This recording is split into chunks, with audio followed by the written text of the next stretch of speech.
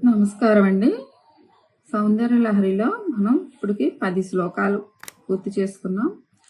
నిన్న 10 చెప్పుకున్నాం, ఈరోజు 11 చెప్పుకుంటున్నాం. లర్నింగ్ అనమాట. ఈ శ్లోకం చాలా చాలా ఇంపార్టెంట్. శుక్రగ్రహణం ఉంది, శ్రీచక్రం ఉంటుంది అనమాట. ఈ శ్లోకంలో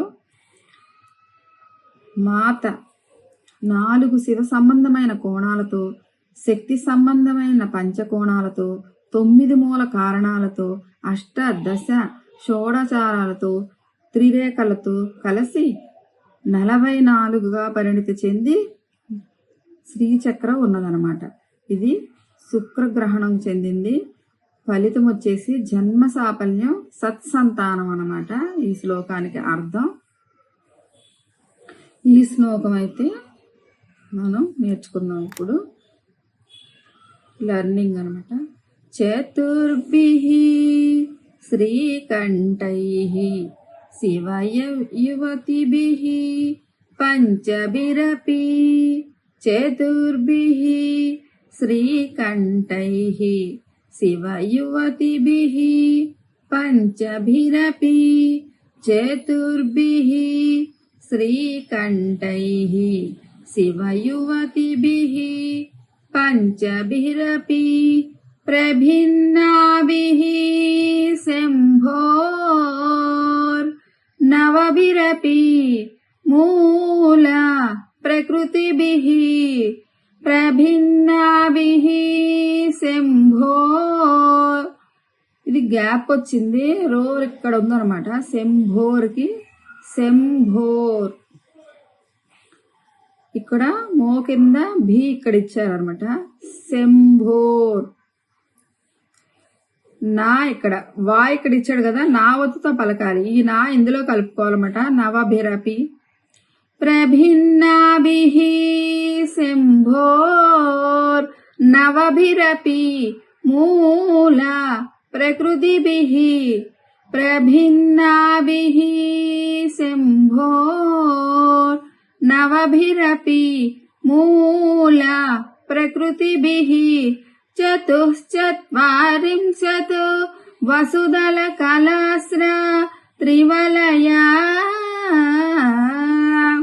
చతుశ్చత్వారింశత్ దూ ఇక్కడ ఇచ్చాడు, దూ పలకాలి. తర్వాత వసుదళ, ఒత్తుకి వా పలకాలన్నమాట. వసుదళ కళాస్ర త్రివలయ. చతుశ్చత్వారింశత్ వసుదళ కళాస్ర త్రివలయ. చతుశ్చత్వారింశత్ వసుదళ కళాస్ర త్రివలయ.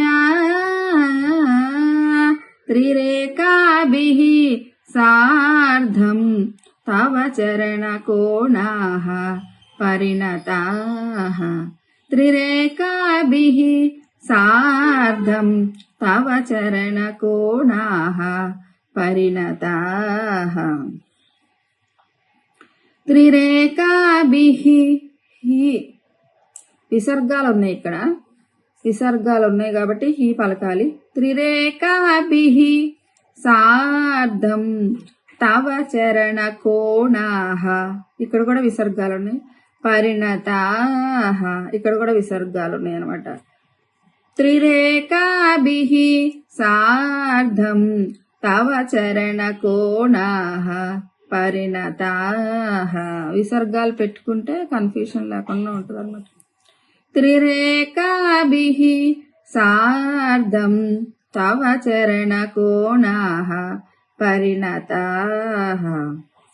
చతుర్భిః శ్రీకంఠైః శివయువతిభిః పంచభిరపి. చతుర్భిః శ్రీకంఠైః శివయువతిభిః పంచభిరపి.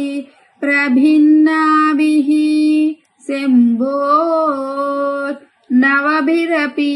మూల ప్రకృతిభిః చతుశ్చత్వారింశత్ వసుదళ కళాస్ర త్రివలయా. చతుశ్చత్వారింశత్ వసుదళ కళాస్ర త్రివలయా త్రిరేకాభిః సార్ధం తవ చరణకోణాః పరిణతాః త్రిరేకాభిః సార్ధం తవ చరణకోణాః పరిణతాః. అర్థమైంది కదా?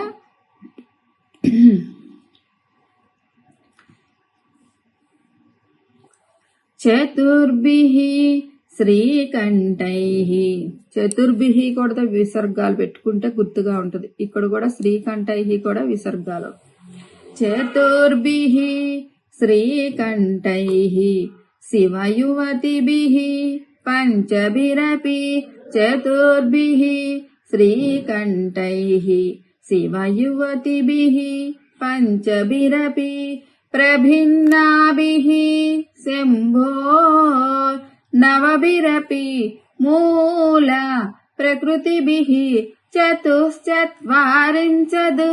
వసుదళ కళాస్ర త్రివలయా త్రిరేకాభిః సార్ధం తవ శరణకోణాః పరిణతాః.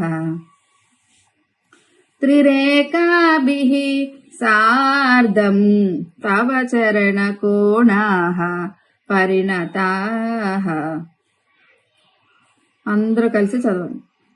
చతుర్భిః శ్రీకంఠైః శివయువతిభిః పంచభిరపి.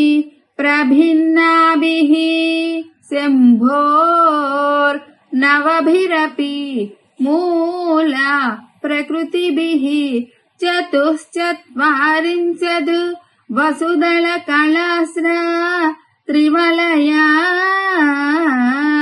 త్రిరేకాభిః సార్ధం తవ చరణకోణాః పరిణతాః. ఇది విడదీసి చెప్పేటప్పుడైతే ఏమవుద్దంటే కొంచెం రాగం అటు ఇటు అవుతుంది.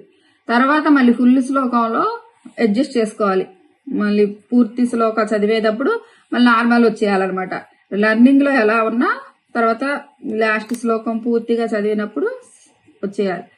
చతుర్భిః శ్రీకంఠైః శివయువతిభిః పంచభిరపి. ప్రభిన్నాభిః శంభోర్నవభిరపి.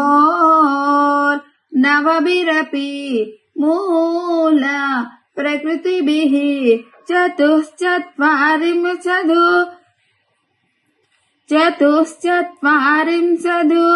వసుదళ కళాస్ర త్రివలయా త్రిరేకాభిః సార్ధం తవ చరణకోణాః పరిణతాః.